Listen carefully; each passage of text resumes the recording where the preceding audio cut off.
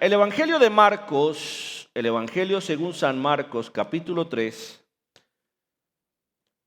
refleja uno de los momentos clave de la vida de Jesús al iniciar su ministerio.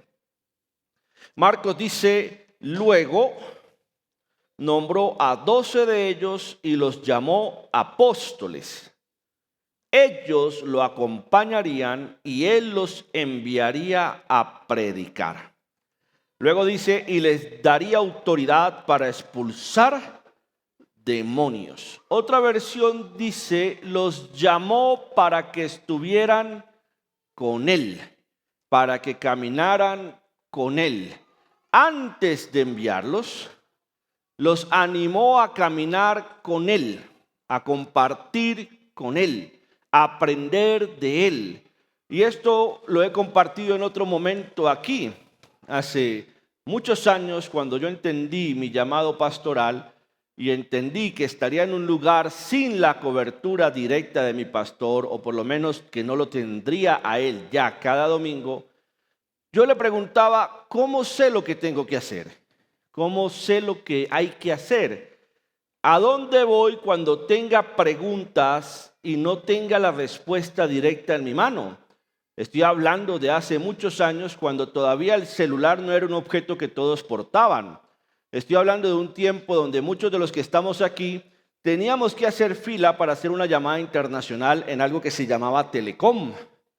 Y había que hacer fila y la llamada no era ilimitada. Eso era con una moneda, eso era 1 minuto, 2 minutos.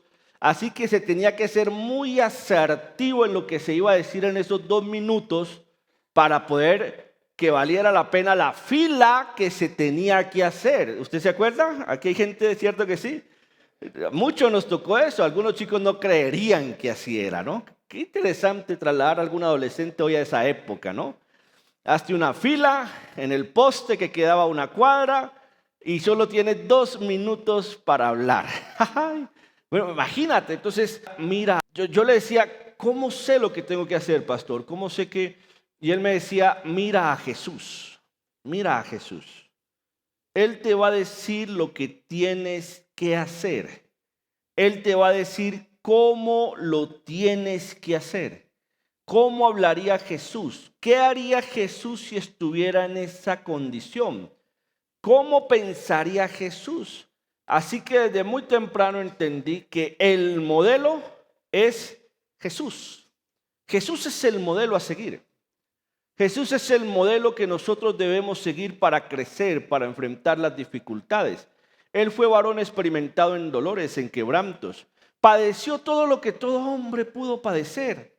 Así que nos da un ejemplo y un marco de referencia para saber qué es lo que nosotros tenemos que hacer. Y a Jesús lo encontramos en las Escrituras, en los Evangelios.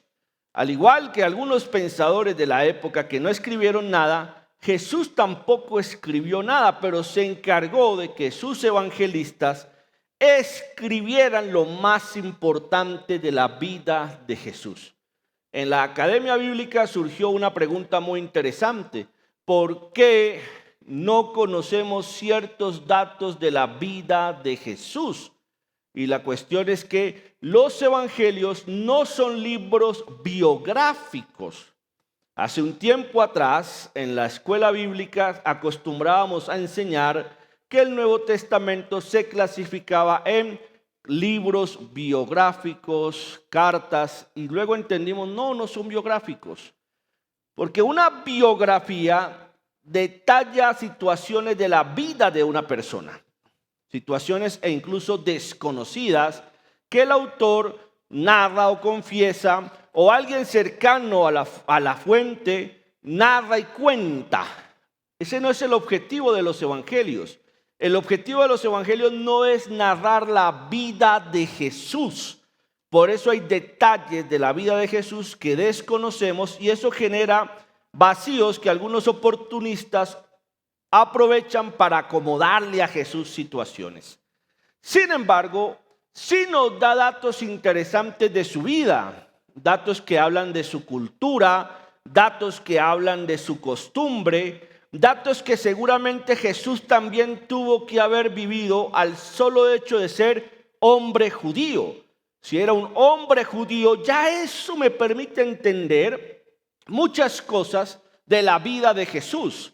Cuando le llaman rabino, ya eso me permite entender datos importantes acerca de la vida de Jesús. Ahora, yo puedo acercarme a Jesús con el espíritu del escriba, del fariseo, del sacerdote, del que cree conocer la palabra y no darme cuenta que Él es la palabra encarnada. Puedo acercarme a Jesús lleno de conocimiento y condicionar a Jesús en mi conocimiento, o simplemente entender que Él es la fuente de gozo, de paz, de amor, de bendición, de sanidad, de provisión, de prosperidad, que Él es la persona que lleva mis cargas, que Él es el que me acompaña, que Él es mi redentor, que Él es quien perdona mis pecados. Cuando entiendo al Jesús, Dios sobrenatural en mi vida, entonces puedo experimentar cosas diferentes de la vida de Jesús. Lo primero que tenemos que aprender de Jesús como modelo es que Él no era un neófito. Él no era un neófito. La palabra neófito se ocupa para personas sin conocimiento, sin sustento, un aprendiz, un principiante. Neófito se le llama a una persona que no sabe lo que hace. Por eso Pablo también encarga que quienes lideran la iglesia no deben ser neófitos. Jesús como modelo nos plantea un paradigma, no es un neófito. Es decir, Jesús era un estudioso de las Escrituras. Para entonces no se habían escrito las cartas, para entonces no se había escrito el Nuevo Testamento, pero sí se había escrito la Torá, se había escrito los profetas, ya existían los rollos del Megillot. Los rollos del Megillot eran 8 libros, 8 rollos que se leían en fiestas especiales y se leían para recordar la grandeza de Dios, la protección de Dios. Se leían fiestas específicas. Uno de los elementos que se usó para aprobar libros del Antiguo Testamento es el hecho de que Jesús los haya respaldado. Jesús mencionó a la totalidad de profetas que están en el Antiguo Testamento. Jesús se refirió a todos los que le antecedieron. Así que eso dice que era un conocedor de las Escrituras. Si Jesús es mi modelo y es nuestro modelo como iglesia, pues debemos tomar este ejemplo. No podemos, no es sano, no es correcto llamarnos cristianos y no ser conocedores del Cristo que predicamos. ¿Cuánto lo creen? Tenemos que estudiar las Escrituras. Tenemos que estudiar la palabra. No es suficiente con lo que usted y yo recibimos los domingos. Tiene que haber hambre y sed, tiene que haber anhelo por conocer sus misterios. Como lo hablábamos al introducir hoy el servicio, sobre todo el espacio de los diezmos. Esta semana hubo un fenómeno astronómico sobrenatural. Es el tercero que observan los científicos en la historia de la Tierra. El 3I, por eso tiene el número 3, I de interestelar. Es el tercer visitante que entra al sistema solar con características nunca antes observadas en nuestros cometas. Recuerde clase básica de sexto de bachillerato, por favor, cuando usted estudió el universo. Entonces se nos enseñó que el sistema solar tenía 8 planetas. Se decía 9, pero Plutón ya no es considerado planeta, planetoide, 8 planetas. 2 cinturones de asteroides. Uno entre Marte y Júpiter y otro al finalizar nuestro sistema solar. Se llama el cinturón de asteroides de Kuiper, porque lo descubrió Kuiper. Todos esos asteroides y cometas que giran en torno a nuestro sistema solar han sido estudiados. Pero entraba un cometa que no era de nuestro sistema solar. Por eso se le llamaba interestelar. No es de nuestro sistema solar.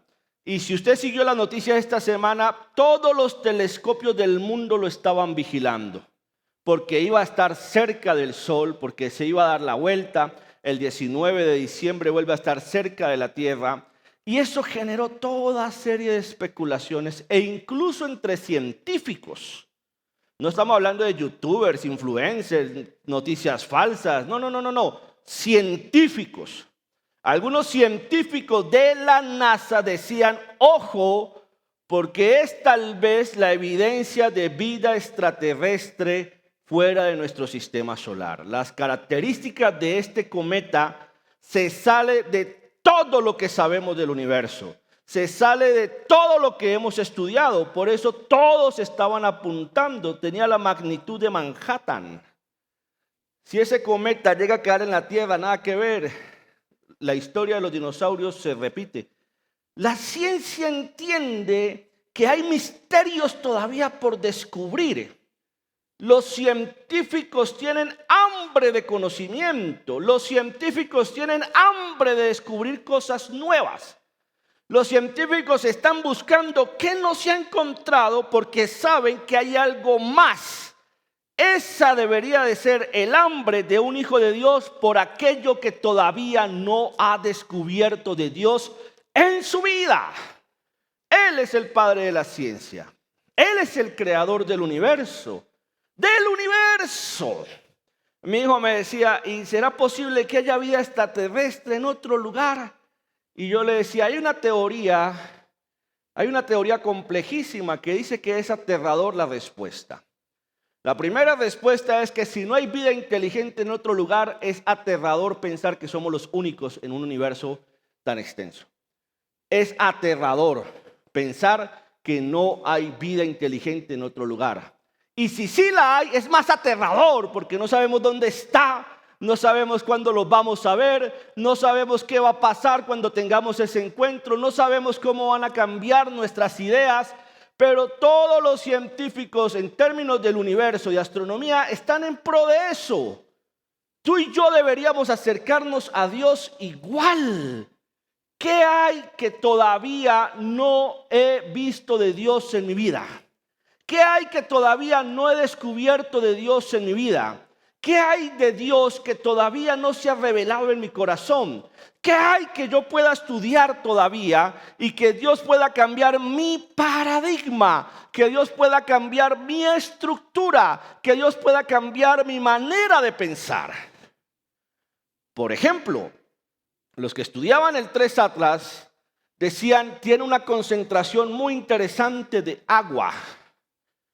Ese dato no es menor, porque el agua es la base de la vida, como nosotros lo conocemos. Entonces los científicos dicen, es un cometa, descartemos la idea de que es una nave espacial, pero trae agua y viene de otro sistema solar, básicamente de la constelación de Sagitario. Eso da señales para los científicos. Es posible que allá haya una forma de vida. ¿Me estoy haciendo entender? Quiero aprovechar la noticia esta semana para pararme en algo que Jesús nos enseñó. Él era estudiado, él estudiaba. Jesús, como hombre judío, iba a la sinagoga. Lucas dice que Jesús tenía por costumbre desde niño ir a la sinagoga. Jesús era reconocido como rabí. ¿Qué quiere decir? Que estudiaba la palabra. ¿Por qué los sacerdotes, escribas, fariseos perseguían a Jesús? Para ver en qué se equivocaba. Porque hablaba de la palabra, hablaba de los profetas, hablaba de la ley, hablaba de sus antecesores, hablaba de David. Y los que entendieron decían, ese hombre es la palabra encarnada. Ese hombre es de lo que hablaron los profetas.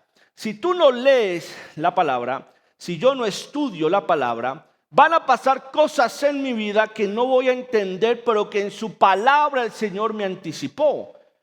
Como cuando el Señor les dijo, en el mundo tendréis aflicción.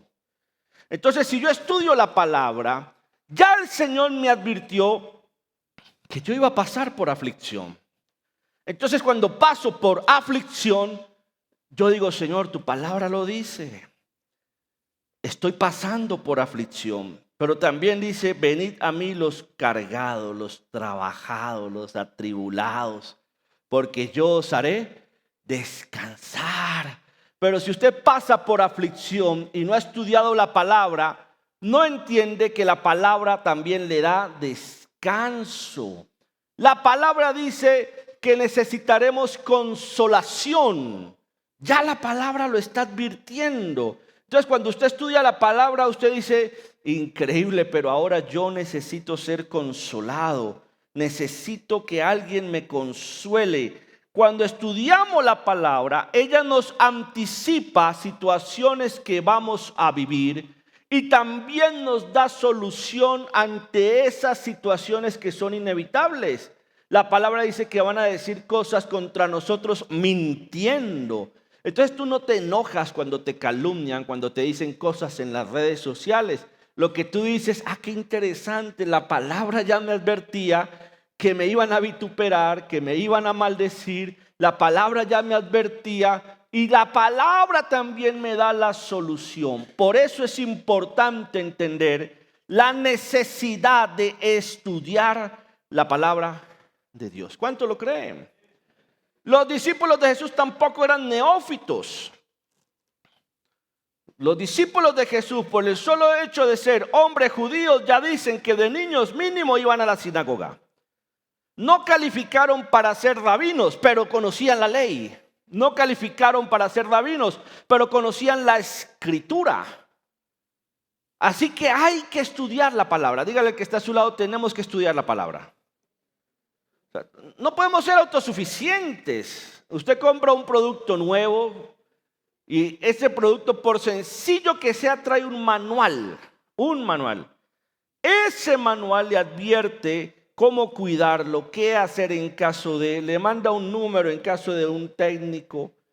Nosotros tendemos a ser muy autosuficientes y con principios divinos sería un error garrafal. Algo importante que tenemos que entender también como modelo de Jesús es que el Señor respetaba la autoridad. Ya dijimos que Él es nuestro modelo. Ya dijimos que Él era estudioso de la palabra. Hay suficiente evidencia para entender que conocía la palabra. La recitaba de memoria. Pero aún eso no le daba a Él el derecho para pasar por encima de la autoridad. Esto es un tema muy complejísimo en estos tiempos, porque por alguna situación social, manipulación de masas, de medios, de ideologías, se está perdiendo respeto a la autoridad. Entonces el profesor ya no se respeta, el papá y la mamá ya no se respeta. Todo lo que sea autoridad se burla. Estamos buscando la forma de pasar por encima de la autoridad. Y cuando se trata de la autoridad de otros, es muy fácil para nosotros pensar que la podemos minar o podemos burlarla. Jesús nunca usó su posición para burlar la autoridad. Jesús siempre respetó la autoridad, siendo Dios encarnado. En primera instancia se sometió a sus padres. Eso es lo que hizo Jesús los primeros 30 años de vida. ¿Qué estaba haciendo Jesús los primeros 30 años de vida? ¿Por qué la Biblia no nos muestra o nos dice, pues era judío? En los tiempos de Jesús era menor de edad hasta los 30 años. Así que él se portó como todo hombre judío hasta los 30 años, bajo la autoridad de sus padres. A los 12 años se le quería chispotear y se quedó en el templo con los doctores. Y cuando María le llama la atención, dice, estoy en la casa de mi padre. Yo creo que José le pegó un calvazo, la casa de tu padre queda en otro lado, vení para acá. Sí. Tuvo que someterse a sus padres. No se puede concebir una autoridad sana si quien tiene autoridad no aprendió a respetar la autoridad. No se puede concebir. Ojo que esto es muy profundo. ¿Qué crees que va a ser una persona que siempre se burló de la autoridad cuando es puesto como autoridad? Se vuelve un autócrata. Se vuelve un peligro. Porque nunca respetó la autoridad y ahora no sabe qué hacer cuando tiene autoridad. Entonces el sistema que lo llevó a estar en posición de autoridad no le sirve y se quiere burlar e incluso de ese sistema. Te burlas de tu padre, pero seguramente un día vas a ser papá. No, yo no voy a tener hijos, voy a tener gatos, voy a tener perros. Pero seguramente jamás podrás ser digno de confianza para dirigir a alguien algo porque no respetaste la autoridad. Un empleado rebelde, un empleado peleón, difícilmente va a ser coordinador, supervisor. Difícilmente va a estar en posiciones de privilegio porque no sabe respetar la autoridad. Jesús respetó a sus padres. ¿Conoce la ley o no? Honra a tu padre y madre, que es el primer mandamiento, con bendición. Los mandamientos se clasifican. Los primeros tienen que ver con Dios, con Dios. Pero después de terminar los mandamientos que tienen que ver con Dios, el primer mandamiento que sigue es honra a tus padres. Honra a tus padres. Honra a tus padres. Honra a tus padres. Muchas personas no ven bendición en su vida porque ignoran este mandamiento. Honra a tus padres. Muchas personas tienen sus corazones dañados y no han aprendido el concepto de honra. Entonces, cuando no honras, ya te apartas del modelo de Jesús. Él honró a sus padres. ¿Cómo sabemos que honró a sus padres? En la cruz le dice a Juan: hijo, he ahí a tu madre. Le dice a María: madre, he ahí a tu. Y en otras palabras, cuida de mi madre, cuida de ella. María era de las mujeres que caminaba con Jesús. Jesús respetó a sus padres. Amados, mientras los tengamos en vida, y mejor si los respetamos, y mejor si los honramos, y mejor si entendemos las razones por las cuales cuando éramos niños les tocó como les tocó, y mejor si aprendemos a hablar de ellos. Honra a tus padres. Jesús respetó la autoridad espiritual. Jesús era Dios, ¿usted lo cree? Y no usó eso para pasar por encima de Juan Bautista. Nunca pasó por encima de Juan Bautista. La autoridad espiritual en ese momento estaba sobre Juan. Juan era el profeta del momento. Juan era el profeta. Y Jesús va a las aguas aceptando la autoridad de Juan. Iba a la sinagoga aceptando la autoridad de los sacerdotes, de los rabinos.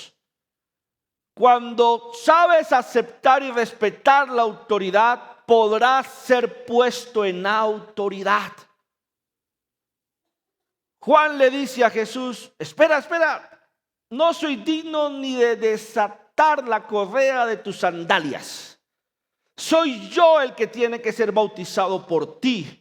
Y Jesús le dice: no, es necesario que se cumpla la escritura. Entonces, lo hemos enseñado cuando usted iba a las aguas. Aquí un alto porcentaje de los que están aquí sentados se han bautizado. Y si este servidor fue la persona que lo bautizó, recuerde que yo le dije, cuando una persona va a las aguas, lo que está diciendo públicamente es que acepta la autoridad de su maestro, que acepta sus enseñanzas. Ir a las aguas era una práctica que venía desde los griegos. Aristóteles, Sócrates, Platón bautizaban sus discípulos. No era una práctica de Juan Bautista, era una práctica antigua. El discípulo iba a las aguas a manera de decir: tú eres mi autoridad. Cuando Jesús va a las aguas, está aceptando la autoridad de Juan, de uno que comía langostas, de uno que andaba como loco, de uno que andaba como gamín. Jesús acepta su autoridad. Tienes problemas si no reconoces la autoridad que está sobre ti. Y tal vez estés mejor preparado que quien está sobre ti, y a lo mejor tengas mejores herramientas, pero por ahora esa es la autoridad que Dios te dio. Honra a quien está en tu vida como autoridad. Honra a tu jefe, así tú estés mejor preparado que él. Honra a tu jefe, así tu colonia sea más fina que la de él. Honra a tu jefe, así tu carro sea más fino que el de él. Jesús honró a un profeta que su vestidura no daba señales de lo que era. A partir de ese momento, Juan entiende que su temporada terminó. Y Juan le dice a sus discípulos: perfecto, se ha cumplido la escritura. Este es el Cordero que quita el pecado del mundo. Síganlo a él. Escúcheme esto que hace Juan. Síganlo a él. Entonces Juan también tiene claro el concepto de autoridad. Se sintió honrado por Jesús. Dijo: qué loco qué loco venir acá. ¿Qué? Sin duda, vayan, síganlo. Ahora él es la autoridad. Cuando tienes conceptos claros de autoridad, no sufres cuando los roles se cambian. No sufres, porque un día tú estás en autoridad, pero mañana la persona que estaba bajo tu dirección se puede convertir en tu autoridad. Y no tienes problema con eso, pero el que tiene problema de ego, de orgullo, de soberbia, de autosuficiencia, de vanidad, sí le cuesta. Entonces puede renunciar. Puede decir: no, no va, no, yo paso mi carta. No es posible que mi asistente ahora se convierta en mi jefe. Bueno, Jesús no tiene problema con eso. Jesús aceptó la autoridad espiritual. Jesús aceptó la autoridad humana. Respetaba a los romanos. Jesús nunca pasó por encima de Roma. Le hicieron triquiñuelas, le pusieron acertijos, le hicieron preguntas para ver en qué caía. Y Jesús dijo: no, al César lo que es del César y a Dios lo que es de Dios. ¿Cuál fue la crisis de Judas, el que se ahorcó? Que nunca entendió ese concepto de autoridad de Jesús. ¿Cómo así que perdonemos a los que nos ofenden? ¿Cómo así que pongamos la otra mejilla? ¿Cómo así que corramos la milla extra? ¿Cómo así que vendamos la espada y la capa? ¿Cómo? No, esto no. Lo que queremos es guerra, rebelión, al estilo de los macabeos, irnos en contra de los romanos. Una de las razones por las que Judas se quita la vida es porque Judas nunca entendió el mensaje de Jesús. Puedes caminar con Jesús y no entenderlo. Puedes comer con Jesús y no entenderlo. Los discípulos que iban camino de Emaús no se daban cuenta que él estaba caminando con ellos. Oh, hermano, es un peligro, es frustrante haber caminado con Jesús y no haber entendido de qué se trataba el mensaje del reino de los cielos. Es frustrante. Un centurión manda a llamar a Jesús. Díganle que venga. Un criado mío está enfermo. Y Jesús va. Ve a Jesús que un centurión lo manda a llamar. Dígale que ya voy. ¿Por qué Jesús va? Porque entiende que los romanos son autoridad sobre el pueblo de Israel. Oh, hermano, respeta tu autoridad. Honra tu autoridad. Bendice tu autoridad, aunque por momentos sea injusta. Y más bien, toma lección para que cuando tú estés en autoridad, no cometas los mismos errores si es que son errores. Jesús va. Luego el centurión reconoce la autoridad de Jesús. Este juego es espectacular. Este juego es espectacular. Si hoy sientes que estás en autoridad y no te respetan, pregúntate si un día tú respetaste a tu autoridad. Y pídele perdón a Dios. Jesús va a la llamada del centurión. Vamos. Yo imagino la pelea de los discípulos. ¿Cómo le va a hacer caso a los romanos? ¿Por qué se somete a los romanos? No me imagino las discusiones de los discípulos mientras Jesús caminaba. Por eso me gusta lo que el Señor le enseñó a Josué para la toma de Jericó. Van a dar vueltas y las van a dar en silencio. Porque si abren la boca la embarran. Muchas veces tenemos que aceptar nuestras autoridades e incluso en silencio. Señor, yo no entiendo, pero voy a respetar. Y si lo voy a hablar, voy a usar las palabras correctas para hablar con él. ¿Por qué el centurión después reconoce a Jesús? Porque entiende que es el Mesías, es el Rey de Reyes. Luego el centurión sale y le dice a Jesús: no es necesario que entres a mi casa. No es necesario. Yo soy hombre de autoridad y si le digo a alguno de mis hombres que haga algo, lo van a hacer. Si tú dices la palabra, mi criado será sano. Ahora el centurión reconoce que Jesús está sobre él. Oh, hermano, un día tú estarás sobre aquel que a lo mejor fue tu autoridad. Pero si tienes un espíritu de honra correcta, esa ecuación va a ser espectacular. ¿Cuántos dicen amén? Él es el modelo. Él es el modelo. Uno no habla mal de su autoridad. No preste sus oídos para los que hablan mal de la autoridad. ¿Sabes qué? Vamos a orar por eso. ¿Sabes qué? Pídele a Dios sabiduría y espera el momento para que lo hables con las palabras más adecuadas. No te prestes para reuniones de pasillo en tu trabajo para difamar a tu supervisor, tu coordinador, tu jefe. No te prestes en los tiempos de tinto, de ocio, en los espacios muertos de tu lugar de trabajo para hablar más del que está a cargo tuyo.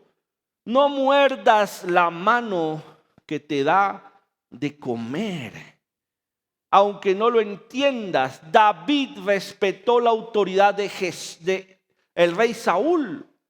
David dijo: no voy a levantar la mano contra el ungido de Jehová. Algunos han levantado una y otra vez sus manos contra el ungido de Dios. Y a lo mejor no te has dado cuenta que por eso no has estado en mejor posición, por eso estás en ruina, por eso no hay bendición. Respeta la autoridad. ¿Cuántos dicen amén? Respeta la autoridad. Respeta esa autoridad. Esther sabe que si entra en el momento que no es correcto puede morir. Y le dice a Mardoqueo: mire, dile al pueblo que ayune para que Dios me guarde. Dile al pueblo que ayune para que yo no muera cuando vaya a hablar con el rey. El pueblo oró, ayunó, se dio la orden, se preparó Esther y fue a hablar. A veces nosotros nos olvidamos de esa previa antes de hablar con nuestras autoridades. No es una sumisión, aguántese, no es una sumisión, no diga nada. Si tú ves que quien está en autoridad se ha equivocado, Señor, dame las palabras para hablar. Señor, quiero respetar la autoridad, pero se está equivocando. Señor, necesito decirle estas palabras. Por favor, prepara su corazón. Necesito hablar con mi jefe, necesito hablar con mi coordinador, necesito hablar con el supervisor. Dame las palabras apropiadas y te aseguro que el Señor te las va a dar. ¿Cuántos dicen amén?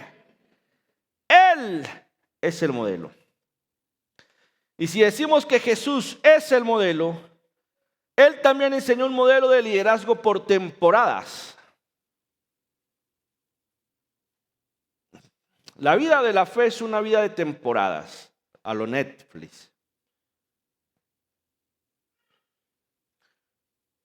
Dios se encargó de poner en cada temporada de la historia de Israel a alguien por autoridad. Por un tiempo fue la teocracia, eran los patriarcas. Terminó esa temporada y vino la temporada de los jueces.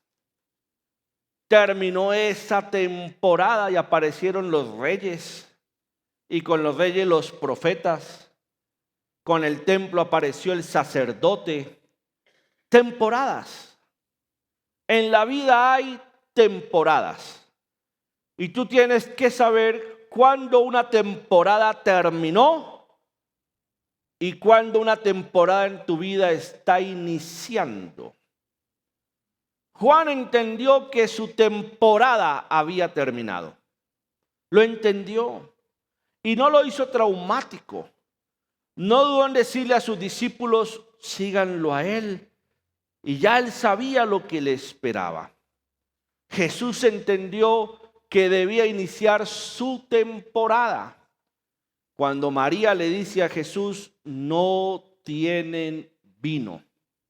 Jesús le dijo, ¿qué tienes contra mí? No ha llegado mi hora. Pero bendito Dios que Jesús honraba a su mamá y entendió que Dios estaba usando a su mamá para iniciar una nueva temporada.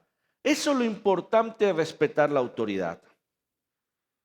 Porque en algún momento Dios puede usar tu autoridad para darte vía a una nueva temporada en tu vida. Y Jesús sabía que no estaría por siempre en la tierra con ellos. Jesús sabía que su tiempo estaba contado, que iba a llegar al final y los empezó a preparar y les decía, el Hijo del Hombre será entregado. El Hijo del Hombre será, no estaré con ustedes por siempre. Prepárense, yo me voy a ir y va a venir sobre ustedes otro que los va a guiar. Muchas veces el liderazgo se entiende en temporadas. Usted puede hacer memoria, ojalá no sean muchos, de los pastores que le han pastoreado a usted en diferentes temporadas. Y de pronto hoy usted pueda entender, claro, Dios puso a ese hombre o a esa mujer en ese tiempo en mi vida para esa temporada.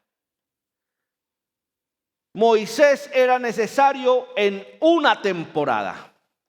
Josué era necesario en otra temporada. Los jueces eran necesarios en una temporada. David era necesario en una temporada. Pablo entendió que su temporada estaba terminando y le dice a Timoteo, forma a otros, enseña a otros lo que has oído de mí. Encomienda a otros que sean fieles e idóneos, porque tu temporada va a terminar.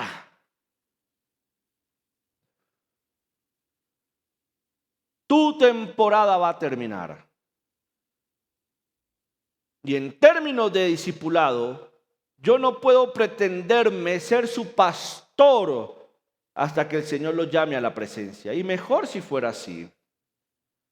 Pero seguramente algunos han pasado por este lugar por una temporada. Y Dios ha puesto la CCJ como su iglesia en una temporada. Y se fueron.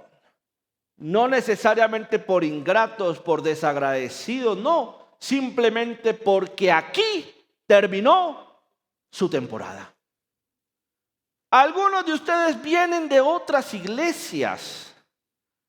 Y seguramente en ese lugar donde estuvieron, terminó la temporada. Y ahora están aquí y esta es su temporada para estar bajo esta cobertura espiritual.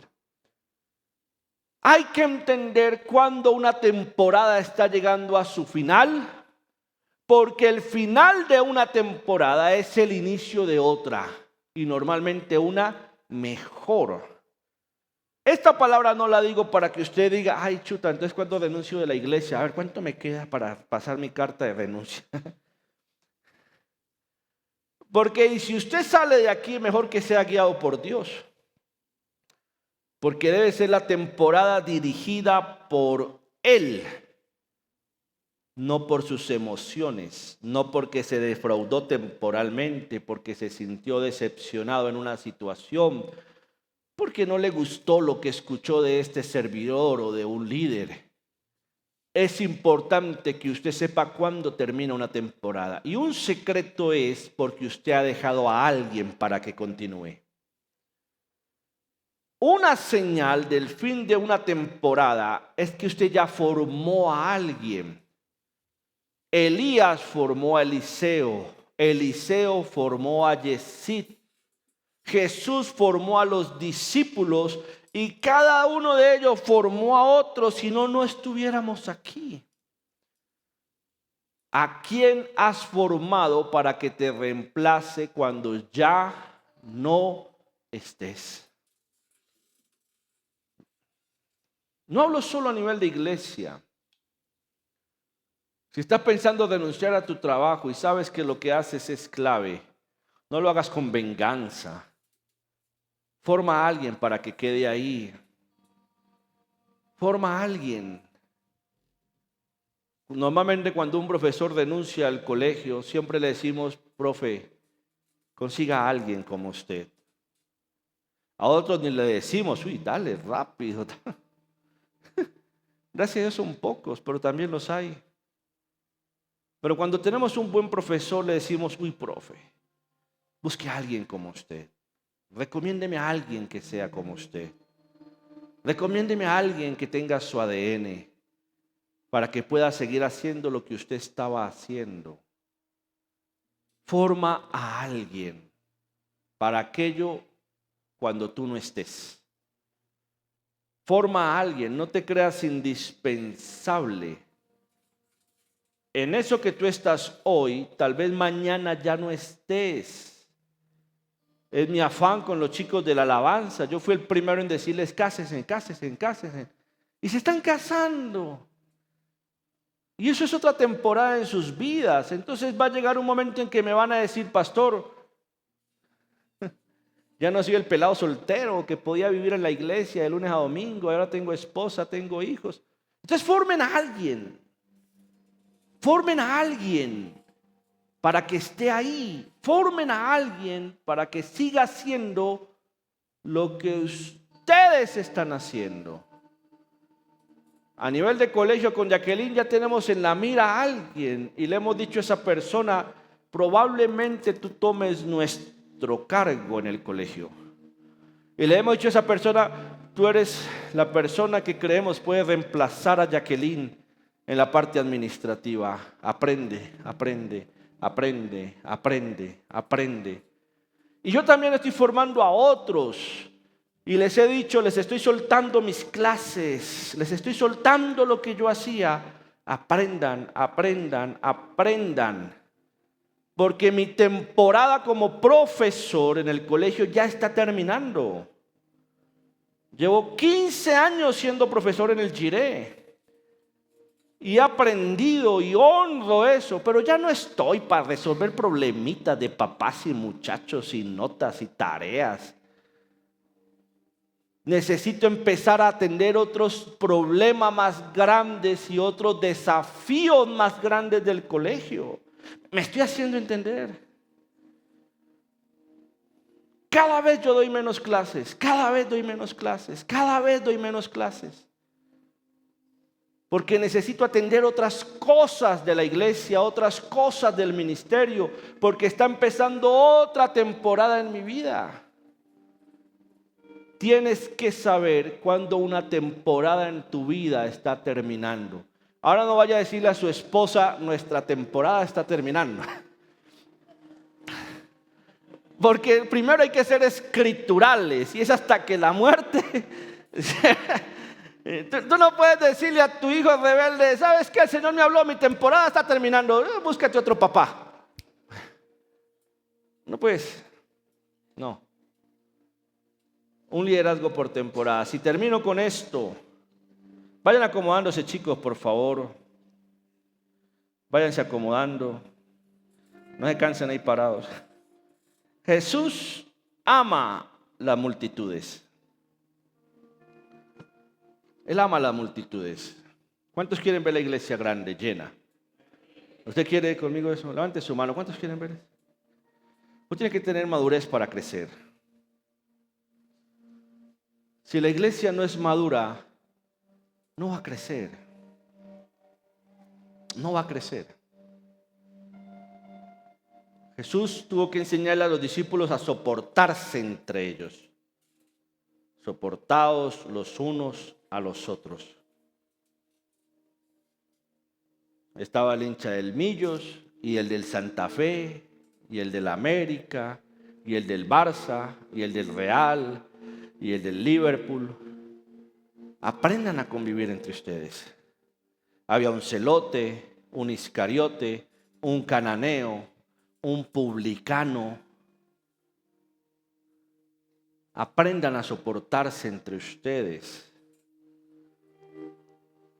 Lo seguían las mujeres, algunas muy lindas y dignas como María, pero otras como de dudosa reputación. Lo seguían los enfermos, lo seguían los que lo acusaban.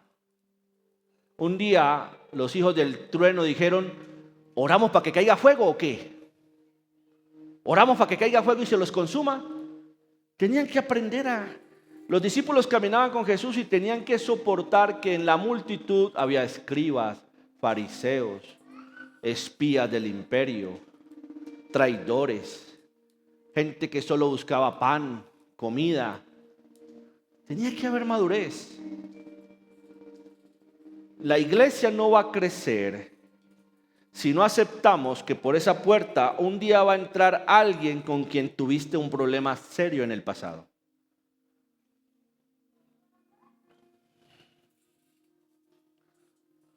Lo usé de ejemplo y lo sigo trayendo aquí. Fue solo ejemplo, hermana Flor. No, fue ejemplo. Por la confianza que le tengo. Pero imagínense un día Juan aquí y empiece a entrar la primera novia que tuvo y después la segunda y después la tercera. Va a tener que tener madurez. Y ya está casado, ¿cierto? Un día está casado Sergio con Alejandra y entra por ahí un amiguis de Alejandra, ¿cierto? De Sergio. Y entonces Sergio va a orar por ella y Alejandra: no te pasa, desgraciado. Tienes que tener madurez. ¿Sabes que en la medida que empiece a entrar más gente, va a entrar gente con personas con las que has tenido problemas? Y entonces los vamos a rechazar. Ay, no, entonces yo me voy de la iglesia. Va a entrar gente de la administración de la alcaldía y de pronto esa persona no te resolvió el problema, no te resolvió el documento. Y después el pastor dice: dígale al hermano que está a su lado que lo ama. Tiene que haber madurez. A mi vista hay dos abogados hoy en el auditorio, Lorena y Jorge. Y el día que entren sus clientes y que estaban en un pleito los dos como parte de su profesión, y entran sus clientes, el uno acusaba y el otro defendía, vas a tener que tener madurez. El día que entre el policía de tránsito, la gente por ahí que fue el que le puso a usted la multa, que fue el que le llevó la moto a los patios, y entra por ahí la gente vestido de civil y usted lo mira: este fue el hijo del diablo que me mandó la moto a los patios. Va a tener que tener madurez, porque si no, no vamos a crecer. A veces mi rol aquí es muy complejo. Créanme que a veces me estalla la cabeza y yo, ¿qué hago? Soy profesor, soy autoridad, soy pastor. Entre semana le pongo su 10 y le mando la nota en el Observador, y el domingo: hermano, Dios lo bendiga. Hermano. Entre semana le mando la nota a la mamá: mire, su hijo suspendido, pa. Y el domingo: levanta las manos que Cristo te ama. Va a tener que tener madurez. Con todo respeto, porque es para usted y es para mí. Dios ama a las multitudes, pero vamos a tener que aprender a convivir con ellos. Un día va a entrar por ahí el que no te pagó la hamburguesa, Orlandito, que te mandó el nequi que no era y te tumbó 10 combos, y lo vas a ver entrando por ahí o al que le diste la hamburguesa cruda. Y te va a ver, dice, déjeme ir más allá, déjeme ser más agresivo. Algunos por situaciones de la vida, porque así fue y usted aprendió y está enderezando y Dios lo está bendiciendo. Pero si un día entra por esa puerta alguien que fue su primera pareja con la que convivió, y usted está aquí con su pareja con la que Dios lo está restaurando y va a entrar allá a la tiene que haber madurez. Si no, no vamos a crecer. No vamos a crecer. Un día va a entrar el que arrienda y el que no ha pagado el arriendo. ¿Me hago entender? Va a entrar el que te dio trabajo, pero también va a entrar el que te echó injustamente. O sea, no puedes pretender que por esa puerta entren angelitos, porque si no, ninguno de nosotros pudiese estar aquí. Y Jesús le enseñó eso a sus discípulos.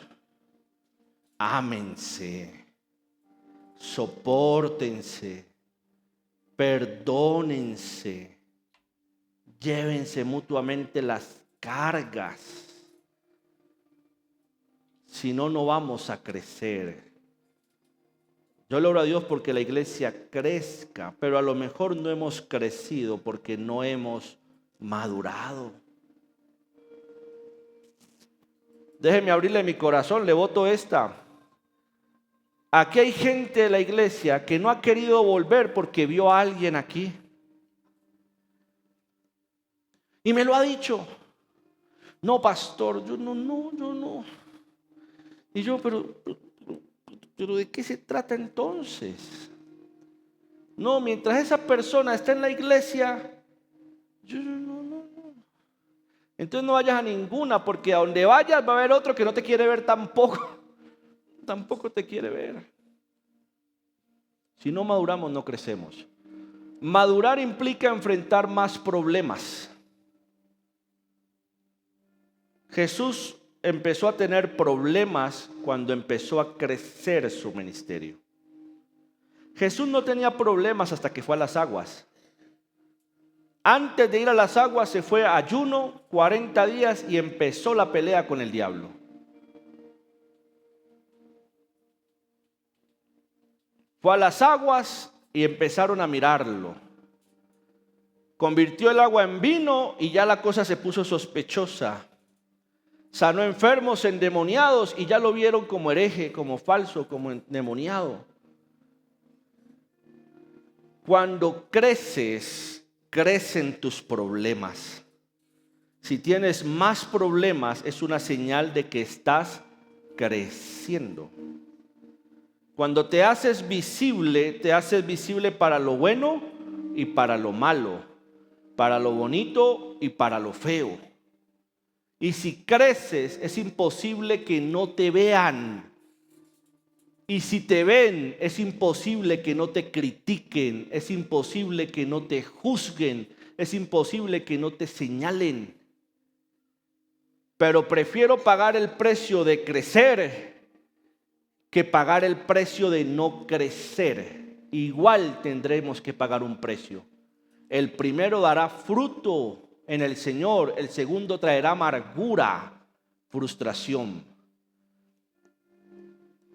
El ministerio de Jesús empezó a crecer. Él es el modelo. También lo vituperaron, también lo calumniaron. Pues mira dónde terminó, en la cruz. No le tengas miedo a eso. No le temas. Lo importante es que estás cumpliendo el propósito de Dios. Amén.